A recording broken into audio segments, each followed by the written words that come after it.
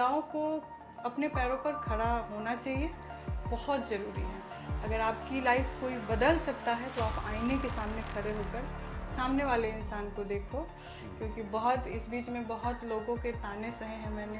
मैं बाहर निकलना बंद कर दी थी, मेरी लाइफ बहुत ही सीमित हो गई थी। जैसे आपका स्टार्टिंग में जब नहीं हो रहा था, आप फिल्म्स दिए जा रहे थे, बार बार दिए जा रहे थे, डिमोटिवेट भी होंगे, तो फिर आप नेक्स्ट अटेम्प्ट के लिए क्या इम्प्रूवमेंट करते थे? मैं टेस्ट बहुत देती थी, तो टेस्ट से क्या होता है कि पता चलता है कि आप किस चैप्टर में पीछे जा रहे हैं। PYQs आपने कितने लगाए थे, कितने सालों में? बहुत। आपकी तैयारी रही, सबसे इंटरेस्टिंग चीज़ें क्या रही आपकी प्रिपरेशन टाइम? जहाँ तक मुझे लगता है वो मेरा जुनून ही मेरे लिए काफ़ी इंटरेस्टिंग रहा। Hello everyone, welcome to student of friends. अभी हमारे साथ हैं ज्योत्सना मैम, जिन्होंने अभी BPSC में 5th अटेम्प्ट में सिलेक्शन लिया है। मैम की जो जर्नी है वो काफ़ी इंस्पायरिंग है। मैम ने शादी के 17 साल बाद BPSC जैसे बड़े एग्ज़ाम को क्लियर किया और रेवेन्यू ऑफिसर के पोस्ट को अचीव किया है। सो मैम की जर्नी काफ़ी इंस्पायरिंग हो गई उन गर्ल्स के लिए जो कि किसी न किसी कारण के चलते जल्दी शादी हो जाती है, फिर पढ़ाई छोड़ देते हैं, लेकिन वो चाहते हैं कि वो अपनी लाइफ में कुछ सेल्फ इंडिपेंडेंट होने के लिए कोई अच्छी जॉब करें। तो डेफिनेटली मैम की जर्नी से उनको काफ़ी सीखने को मिलेगा।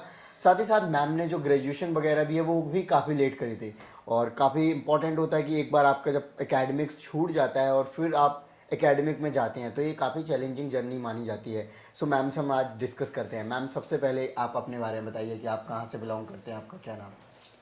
मैं सीतामढ़ी से बिलोंग करती हूँ और मेरा नाम ज्योत्सना प्रिया है और मुझे 69 BPSC में 262 रैंक प्राप्त हुआ है और रेवेन्यू ऑफिसर का पद मुझे मिला है। ओके, सो मैम, मैं आपसे जानना चाहूँगा कि आपको कैसा लगा जब आपने एक जो आपकी PDF में नाम देखा फर्स्ट, कि आपका 4-5 अटैम्प्ट से सिलेक्शन हो नहीं रहा था और फाइनली आपको रैंक मिला? सर, उस वो दिन बहुत ही खास है मेरे लिए और मैं अपने घर में किसी को नहीं बताई थी कि आज रिजल्ट आ रहा है। ओके, आपने अपने हस्बैंड को भी नहीं बताया? किसी को नहीं बताई। ये तो और ऐसा था कि 5 बजे रिजल्ट आ रहा है, तो मैं क्या की कि मैं जल्दी जल्दी खाना बना ली कि पता नहीं रिजल्ट ना अगर मेरा नाम निकला तो फिर मैं उस लायक भी नहीं बचूंगी। फिर उसके बाद मैंने रूम बंद करके PDF खोला और तीसरे पेज तक मेरा नाम नहीं था। फिर उस टाइम मेरे हाथ में पूरी कांपने लगी, बड़ी मुश्किल से फिर मैं वो स्क्रॉल कर पाई और फाइनली जब मैं अपना नाम देखी तो फिर मुझे बहुत खुशी हुई, मेरी आंखों में आंसू आ गए और मैं भगवान को धन्यवाद बोली। पूरब जहां सतीश रे, क्या ये सरवाइव कर पाएंगे जहां हर कदम पर है मुश्किलें और हर डिसीजन है जिंदगी और मौत का सवाल? एक ऐसा गेम जहां इनकी दोस्ती, अकल, हिम्मत की परीक्षा होगी। जानिए कौन कर पाएगा सरवाइव अनअकैडमी के द्वारा रचे गए इस चक्रव्यूह में। 10 दिसंबर शाम 7 बजे जुड़ना ना भूलें अनअकैडमी के इस मेगा इवेंट में, जो कि अनअकैडमी के अनस्टॉपेबल यूट्यूब चैनल पर लाइव होगा। आप नोटिफिकेशन मी पर ऑप्शन पर क्लिक करके नोटिफिकेशन ऑन कर लें ताकि जब भी इवेंट स्टार्ट हो आप तक नोटिफिकेशन आ जाए और आप इवेंट को लाइव देख सकें। अनअकैडमी के इस प्रतिष्ठा इवेंट में बहुत बड़े रिवील होने वाले हैं, साथ ही इसमें स्टूडेंट्स को लेकर बिग रिवील्स एंड सरप्राइजेस होने वाले हैं। होल्ड होल्ड होल्ड, ये गाना काफी ट्रेंडिंग कर रहा है। तो इसी तरीके से जो अनअकैडमी का ये प्रतिष्ठा इवेंट है बहुत ही धमाकेदार होने वाला है। इसमें गेमिफाइड तरीके से ऐसे ऐसे इवेंट होंगे जो कि आपकी प्रिपरेशन के लिए काफ़ी आसान होंगे, जैसे कि मुन्नाल पटेल सर UPSC इकोनॉमी पढ़ाते हैं, सुदर्शन गुजर सर आपको पता होगा UPSC ज्योग्राफी पढ़ाते हैं, और पूरब झा UPSC, अरे नहीं नहीं नहीं नहीं, पूरब झा कहाँ UPSC पढ़ाते हैं, पूरब झा तो कुछ और ही पढ़ाते हैं। पूरब झा अपनी स्पीड भाई हैं, जो कि आपको पता ही होगा पूरब भाई एक अलग अलग आइकॉनिक अवतार में आते हैं और ये टॉप सीक्रेट है जो कि आपको प्रतिष्ठा इवेंट में देखने को मिलेगा कि पूरब भाई कौन से आइकॉनिक अवतार में आने वाले हैं। सो वीडियो के डिस्क्रिप्शन में लिंक है, इस प्रतिष्ठा इवेंट में ज्वाइन करें। 10 दिसंबर शाम 7 बजे नोटिफिकेशन ऑन कर ले, मिलते हैं लाइव। मैम, आपके एजुकेशन बैकग्राउंड की बात करें तो आपने 12th कब की थी, और फिर देन जैसे आप ग्रेजुएशन बता रहे थे तो आपने अभी रिसेंट में ही किया था? 2005 में मैंने इंटरमीडिएट की परीक्षा दी थी और हमारे बिहार में महिला की उच्च शिक्षा को प्राथमिकता नहीं दी जाती है फाइनली मेरी 2007 में शादी हो गई और शादी के 7 साल बाद मुझे लगा कि मुझे कुछ करना चाहिए क्योंकि मैं ऐसे नहीं रह सकती। तो 2014 में मैं एडमिशन ली और 2018 में ग्रेजुएशन कंप्लीट की और उसी ईयर से 64 बीपीएससी से ही वैकेंसी आना भी स्टार्ट हो गई ईयरली और 65th मेरा पहला अटेम्प्ट था। 65। मैम आपको क्यों लगा कि आपको कुछ करना चाहिए? जैसे शादी के आपको काफ़ी टाइम हो गया था, आपके सन डॉटर्स भी हैं। क्योंकि छोटी से छोटी चीज़ के लिए भी किसी और पे डिपेंडेंट और बहुत सी चीज़ों का पूरा ना हो पाना ये महिलाएं समझ सकती है। तो फिर वो सब चीज़ें मुझे बहुत खलती थी, मुझे अच्छा नहीं लगता था और इसलिए मैंने सोचा कि नहीं, महिलाओं को अपने पैरों पर खड़ा होना चाहिए, बहुत ज़रूरी है। ओके, जैसे आपने अभी बताया कि आप लिस्ट जब चेक कर रहे थे तो आपने किसी को नहीं बताया था और आप काफ़ी डरे और सहमे हुए थे कि अगर नहीं होता है तो फिर मैं किसको ही क्या ही बता पाऊँगी। तो मैम आपने जब ये सोचा कि आपको बीपीएससी की तैयारी करनी है, सिविल सर्विसेज की तैयारी करना है, तो वो एक कैसे आपने सोचा? एक काफ़ी बड़ा पॉइंट होता है क्योंकि आपका इतने टाइम से एकेडमिक छूटा हुआ है। सर इसके पीछे जो कारण है वो मैं गायत्री परिवार से बिलोंग करती हूँ, जिसके संस्थापक श्री राम शर्मा आचार्य है। शांति कुंज में उनका आश्रम है। तो वहाँ पे जो पूजा पाठ होता था, उन गुरुजी का कहना है कि मनुष्य अपने भाग्य का निर्माता स्वयं है। अगर आपकी लाइफ कोई बदल सकता है तो आप आईने के सामने खड़े होकर सामने वाले इंसान को देखो। और हर पूजा पाठ के लास्ट में कुछ नारे लगाए जाते थे, जैसे जन्म जहाँ पर हमने पाया, अन्न जहाँ का हमने खाया, वह है प्यारा देश हमारा, देश की रक्षा कौन करेगा, हम करेंगे हम करेंगे। बचपन में तो मैं बहुत ज़ोर ज़ोर से लगाती थी, पर सर अब ये वर्ड मुझे चुभने लगे थे। अब ऐसा लगता था कि क्या मैं बस ये बोलती ही रहूँगी या कुछ करूँगी भी। तो फाइनली मुझे लगा कि नहीं, मैं करूँगी और मैं निकल पड़ी, चल पड़ी अपने सफर में। राइट। तो जैसे अगर नहीं होता लेट्स से कि आपका सिलेक्शन, तो कुछ और सोचा हुआ था आपने? एकेडमिक में ही कोई और कैरियर ऑप्शन आपने एक्सप्लोर करे थे? सर मुझे लगता है आज मैं यहाँ हूँ, इसके पीछे सबसे बड़ा कारण है कि मेरे पास कोई प्लान बी नहीं था। ओके। बस यही करना है, बीपीएससी ही करना था और मैं और कोई एग्ज़ाम दे भी नहीं रही थी। राइट। जब मैम आपने ये डिसाइड किया कि आपको तैयारी करना है, तो आपके चाहे वो फैमिली हो, हस्बैंड हो, आपके पेरेंट्स हो, सपोर्ट किया था या फिर जनरली कि जैसे आपकी शादी जल्दी कर दी गई थी, आपने बोला होगा मे बी कि हाँ मुझे पढ़ना है, गवर्नमेंट जॉब करनी है? जब मैं पहली बार बोली कि मुझे पढ़ाई करनी है, सिविल सर्विसेज की तैयारी तो करनी सब है, शॉक्ड हो गए होंगे। शॉक्ड हो गए। बहुत लोगों ने मजाक उड़ाया, बोला ये क्या, बच्चे पढ़ेंगे या खुद पढ़ेगी, लोग क्या कहेंगे। बहुत मेरे जैसे बहुत आए और गए पर मेरे सर पे तो जैसे जुनून था कि नहीं, मुझे करना है और मुझे करना ही है बस। राइट। जैसे आपको ये सारी चीज़ें सुनने को मिली, आज उन लोगों का क्या रिएक्शन था? आप मतलब वो चीज़ आपके सामने आ रही होगी ना कि ये चीज़ें दैट टाइम ऐसी थी और आज कुछ अलग तरीके से नज़र आ रही हैं। बिल्कुल। वो लोग बहुत खुश हैं और मुझे बधाई दे रहे हैं, मुझसे मिठाई मांगते हैं, क्योंकि बहुत इस बीच में बहुत लोगों के ताने सहे हैं मैंने। मैं बाहर निकलना बंद कर दी थी, मेरी लाइफ बहुत ही सीमित हो गई थी। मैं समाज से कट चुकी थी, रिश्तेदारों से कट चुकी थी। 5 साल से मैं किसी शादी में नहीं गई हूँ sir. Okay.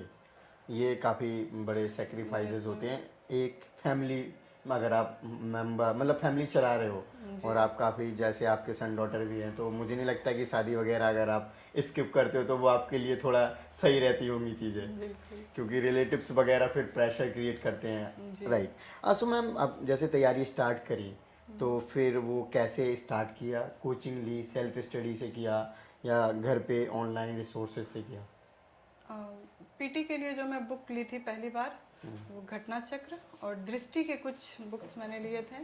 Mahesh Varnwal sir की ज्योग्राफी और परीक्षा वाणी, लक्ष्मीकांत, इन सब से मैं पढ़ना स्टार्ट की। और जिस चैप्टर में मुझे दिक्कत आ रही थी, मैं यूट्यूब पे सर्च करके लेट्स क्रैक यूपीएससी सीएससी मेरा फेवरेट चैनल है, मधुकर सर के क्लासेस में देखती हूँ और जो भी डाउट होते थे मैं वहीं से क्लियर करती थी। और फर्स्ट अटेम्प्ट में मात्र मेरा 3 मार्क्स से पीटी छूटा था। तो ये मेरे लिए बहुत मोटिवेशन रहा कि नहीं, मैं कर सकती हूँ। ओके मैम, जैसे आपका जो फैमिली भी आप अपना मैनेज कर रहे थे, तो फैमिली के लिए कैसे टाइम निकाल पा रहे थे अपने बच्चों के लिए, और घर का काम करते हुए कितना टाइम आप डिवोट करते थे पढ़ाई के लिए, क्या शेड्यूलिंग बनाते थे? क्योंकि आपकी तैयारी 4-5 साल चली है, तो वो एक कहीं ना कहीं एक लंबी जर्नी हो गई है। शुरू में ऐसा होता था कि जो भी सुबह का खाना बनाते बनाते मैं करेंट्स अफेयर वगैरह देख लेती थी यूट्यूब पे, मुझे जो भी देखना होता था। फिर बच्चे जब स्कूल चले जाते थे तो घर में एक शांति होती थी, तो फिर मैं उस टाइम तक पढ़ लेती थी। फिर बच्चों के आने के बाद फिर मैं काम स्टार्ट कर देती थी, और रात का खाना बनाते बनाते मैं यूट्यूब देखती थी। और फिर रात को जब सब सो जाते थे तो फिर मैं 12-1 बजे तक पढ़ती थी, और फिर सुबह 4 बजे से उठ के 6 बजे तक पढ़ती थी। और फिर सुबह से वही रूटीन। ओके। सो मैम, आपने कुछ रिसोर्सेज के बारे में बताया था। जैसे आपका स्टार्टिंग में जब नहीं हो रहा था, आप प्रीलिम्स दिए जा रहे थे, बार बार दिए जा रहे थे, डिमोटिवेट भी होंगे, तो फिर आप नेक्स्ट अटैम्प्ट के लिए क्या इम्प्रूवमेंट करते थे, और आपको कहाँ लगता था कि आपकी गलतियाँ कहाँ रह जा रही थी बार बार? मैं टेस्ट बहुत देती थी। तो टेस्ट से क्या होता है कि पता चलता है कि आप किस चैप्टर में पीछे जा रहे हैं। तो मैं वापस से उस चैप्टर को तैयार करती थी और फिर से टेस्ट देती थी। और मैं ऐसे ही करती थी, मैं एक डायरी मेंटेन करती थी, जहाँ जहाँ मैं पीछे आ रही हूँ, कमज़ोर पड़ रही हूँ, मैं उन सब चीज़ों को फिर से तैयार करती थी। ओके। सो आपने नोट्स वगैरह बनाए थे खुद के? हाँ जी। कैसे, मतलब नोट्स कैसे बनाए? जैसे बुक्स हैं या फिर स्टैंडर्ड मटेरियल है? जैसे आपने यूट्यूब के भी नाम बताए कि यूट्यूब से आप ऐसे पढ़ते थे, तो उनके नोट्स आप कैसे बनाते थे? शॉर्ट्स में मैं बनाती थी, क्योंकि बुक तो थी ही मेरे पास। तो कभी कभी तो बुक में लिख लेती थी, पर वो बुक्स ख़राब हो जाते थे तो मुझे अच्छा नहीं लगता था। तो फिर मैं शॉर्ट नोट बनाती थी, जिसको रिवीजन करने में भी अच्छा होता था मेरे लिए। तो आपने सारे सब्जेक्ट के नोट्स बनाए हुए थे? हिस्ट्री का, पॉलिटी का, साइंस का मैं नहीं बनाई थी, क्योंकि साइंस में एनसीईआरटी और एसके झा सर की बुक है, मैं वो पूरा का पूरा पढ़ती थी, क्योंकि मेरा बैकग्राउंड साइंस नहीं थी। ओके मैम, जैसे आपकी पढ़ाई, जैसे हम बार बार बोल रहे हैं कि आपकी पढ़ाई छूट गई थी, तो जो बेसिक हैं वो भी ओवर द टाइम भूल जाते हैं, या फिर उतने नहीं रहते हैं जितने कि रिसेंट टाइम में चीज़ें याद रहती हैं? अगर आपने 12th तक जो सब्जेक्ट पढ़े हैं, ग्रेजुएशन या फिर उसके 2-3 साल तक ज़्यादा ज़्यादा याद रहेंगे, उसके बाद फिर वो भूल जाते हैं, क्योंकि हम ना तो उनको पढ़ते हैं, ना ही फिर हमारे यूज़ में आते हैं। तो आपने इनको बेसिक को स्ट्रॉन्ग करने के लिए क्या किया स्पेशली? क्या सारी एनसीईआरटी एक से उठा के आपने, जो भी है 8 से उठा के 12th तक की पढ़ी हैं, या फिर उनमें से सिलेक्टेड एनसीईआरटी पढ़ी हैं और एनसीईआरटी को ज़्यादा टाइम दिया, या फिर कैसे किया? एनसीईआरटी मैं बहुत टाइम पढ़ी हूँ, और मैं 6 से 12 तक मैं ज्योग्राफी, साइंस और हिस्ट्री, ये 3 मैं एनसीईआरटी से कंप्लीट की हूँ। ओके। तो एनसीईआरटी पढ़ने का क्या तरीका रहता था मैम आपका? मैं रीडिंग देती थी, और जो चैप्टर नहीं समझ में आता था उसके क्लासेस यूट्यूब पे सर्च करके वो मैं एक बार देख लेती थी, क्योंकि साइंस में मुझे बहुत दिक्कत होता था। ओके। तो मैम, जो आपका मीडियम रखा आपने और ऑप्शनल, वो कैसे डिसाइड किया? हिंदी साहित्य में मेरा इंटरेस्ट था, और मैं सुनी थी कि साहित्य में अच्छे मार्क्स आते हैं, तो ये 2 कारण रहा हिंदी साहित्य लेने का। और मैं बिहार से हूँ, तो मीडियम तो हिंदी ही होना था। ओके। पीवाईक्यूज आपने कितने लगाए थे, कितने सालों के? बहुत। पीवाईक्यू में ऐसा होता था कि जो मैं टेस्ट सीरीज दे रही होती हूँ, वो 1 महीना पहले या 10 दिन पहले मैं स्टॉप करके only previous year question, current affair, Bihar special और हिस्ट्री, मैं इसी पे फोकस करती थी, साइंस पे। पीवाईक्यू बहुत ज़रूरी है, और क्वेश्चन रिपीट होते हैं। ओके मैम, जो मेंस है, मेंस के लिए क्या आपने स्पेसिफिक चीज़ें करी थी सो दैट कि आपको रेवेन्यू ऑफिसर का पोस्ट मिला है? सर मेंस के लिए अभिव्यक्ति सुनील सर की एडिटोरियल क्लास आती है, मुझे वो बहुत अच्छा लगता है, मैं वो देखती थी। और कुछ बुक्स मैंने पढ़े हैं, जैसे कि जो लक्ष्मीकांत हो गया, और दृष्टि के जो बुक्स हैं ना, वो मेंस में भी काम आ जाते हैं, क्योंकि वो काफ़ी अच्छी बुक है। और सबसे ज़्यादा ज़रूरी होता है प्रैक्टिस, और मैं बता दूं कि मैं एक टेस्ट सुबह और एक टेस्ट शाम में देती थी मेंस का, यानी कि 6 घंटे मैं रोज़ लिखती थी। 6 घंटे आप डेली लिखते यस थे। सर। तो एक अच्छा आंसर लिखने के लिए मैम क्या क्या चीज़ें होनी चाहिए आंसर में? और डायग्राम, सबसे पहले अच्छी राइटिंग, अच्छा मैनेजमेंट, कि कौन सा चीज़ें कहाँ लिखना है ये आना चाहिए। जैसे मैं अपनी बात बताऊं तो मैं क्वेश्चन को कई पार्ट्स में तोड़ देती थी और उन सबको एक एक करके मैं कंप्लीट करती थी और डायग्राम भी बनाती थी। और जैसे reports, NITI Aayog, sustainable development goals, इन सब को हर चीज़ से जोड़ना। जैसे कोई भी चीज़ हो, वो सामाजिक, आर्थिक, राजनीतिक, इन्हीं में मैं बांट कर देखती थी और ऐसे ही मैं पूरा करने का प्रयास करती थी। ओके, करंट अफेयर्स आपने कैसे कवर किया था? मेंस के लिए, हाँ, प्रीलिम मेंस दोनों की।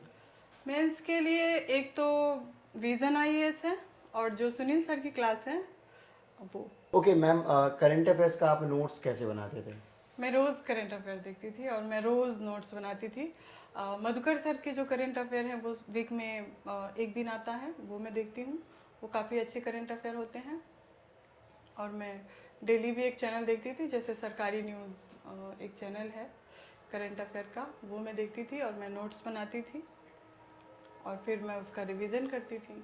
मैम, जो रिवीजन है वो कैसे करना चाहिए? रिवीजन का आपका पैटर्न क्या था? सारे सब्जेक्ट को एक साथ करते थे या सब्जेक्ट वाइज आप रिवीजन करते थे? मंथली, वीकली, कैसे प्लान था आपका? रिवीजन का बहुत बड़ा रोल होता है और मैं रिवीजन बहुत करती थी। जैसे मैं आज पढ़ती थी, उस चीज़ को मैं कल भी रिपीट करती थी और फिर मैं एक दिन का गैप देके फिर उसके बाद भी मैं रिपीट करती थी। इससे क्या होता है ना कि वो चीज़ें ऐसा याद होती हैं कि फिर भूल नहीं पाते हैं। ओके मैम, आपने 5 अटैम्प्ट दिए, राइट? यस। तो मैम आप क्या मेंस ओरिएंटेड ही पढ़ाई करते रहे पाँचों? जो क्योंकि मैम जनरली कहते हैं ना कि मेंस की तैयारी करो, आपका प्रीलिम्स हो जाता है, या फिर जब प्रीलिम्स आया तो 1-2 महीने पहले ही आपने जस्ट प्रीलिम्स का पढ़ा, बाकी ओवर द ईयर मेंस पे ही आप टारगेटेड रहे, या फिर आपने स्पेसिफिक प्रीलिम्स को अलग से टाइम दिया, मेंस को अलग से दिया? नहीं, मेंस का ही तैयारी करती थी।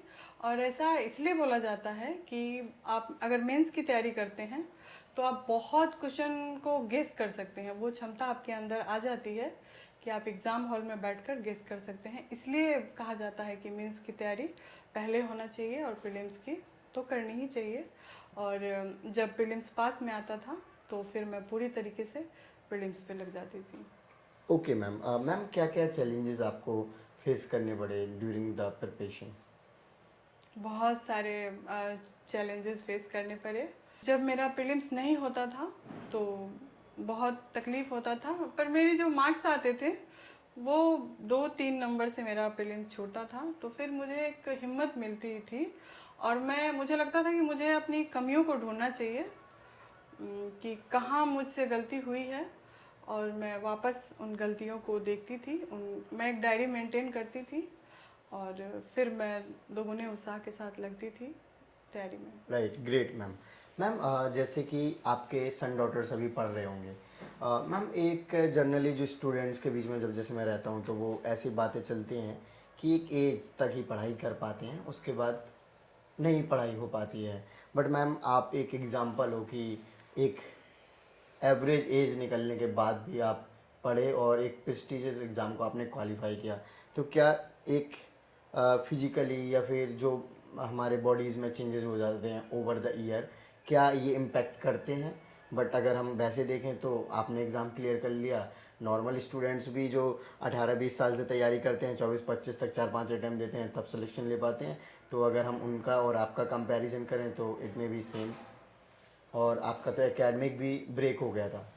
जी, शुरू शुरू में मुझे थोड़ा सा दिक्कत होता था। मैं चीज़ें समझ नहीं पाती थी कि कहाँ क्या है नहीं है, पर बार बार करने से, और कहते हैं कि जो लगन और जुनून मेरे अंदर था वो मुझे किसी चीज़ को फील नहीं होने दिया कि कहाँ क्या दिक्कतें आ रही हैं।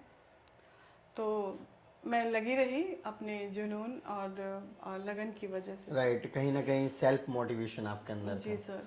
ओके मैम, जैसे और भी गर्ल्स एस्पिरेंट्स हैं जो कि इट में भी अभी उनकी शादी हो गई होगी या फिर रिसेंटली किसी की शादी की बात चल रही होगी या फिर घर वाले सपोर्ट नहीं कर रहे होंगे, तो आप ऐसे पेरेंट्स को क्या सजेशन देना चाहेंगे उनके बच्चों को लेकर कि वो उनको कैसे पढ़ने के लिए प्रोत्साहित करें? मैं लड़कियों के माँ बाप से ये निवेदन करना चाहूँगी कि प्लीज़ उन्हें समझे, उन्हें पढ़ने दे, क्योंकि कोई राजकुमार नहीं आता और कोई बेटी रानी नहीं बनती है ससुराल में जा कर के। तो इसलिए उन्हें पढ़ने दें ताकि वो बाद में उन्हें जो मैंने झेला है वो नहीं झेले। राइट मैम, इंटरव्यू का आपका एक्सपीरियंस कैसा रहा? इंटरव्यू में किस टाइप के आपसे क्वेश्चंस पूछे गए? और मेरे ग्रेजुएशन के सवाल पूछे गए। जैसे मेरा बीकॉम ऑनर्स है तो मुझसे cash in hand, cash in bank क्या होता है, रेवेन्यू डेफिसिट क्या होता है, फिजिकल डेफिसिट क्या होता है, ये था। और साहित्य से रश्मि रति की लाइनें मुझे सुनाने को सर ने कहा था, तो मैं वो सुनाई थी। और दोहा और सोठा में अंतर। और जो दूसरे सर थे वो मुझसे पूछ रहे थे बिहार की योजनाओं के बारे में। और मेरी जो पहली प्राथमिकता थी वो डीवाईएसपी की थी। तो मुझसे पूछा गया था कि आपको ये प्रेरणा कहाँ से मिला, तो मैंने उन्हें बताया कि श्रीमती मंजरी जरूहर और श्रीमती किरण बेदी। तो मंजरी जरूहर मैडम की एक पुस्तक है, उन्होंने पुस्तक का नाम पूछा था, तो उसका नाम है मैडम सर। तो फिर उन्होंने मुझसे ये पूछा कि इसका नाम मैडम सर क्यों है, तो वो मैंने बताया था। और फिर बिहार की योजना के बारे में। तो जीविका से मुझसे काफ़ी सारे सवाल पूछे गए और 3-4 मिनट तक जीविका पे बात चला था। और फिर जो तीसरे मेंबर थे वो मुझे बार बार प्रेशर दे रहे थे कि आप ये कहो कि सोशल मीडिया बहुत ख़राब चीज़ है।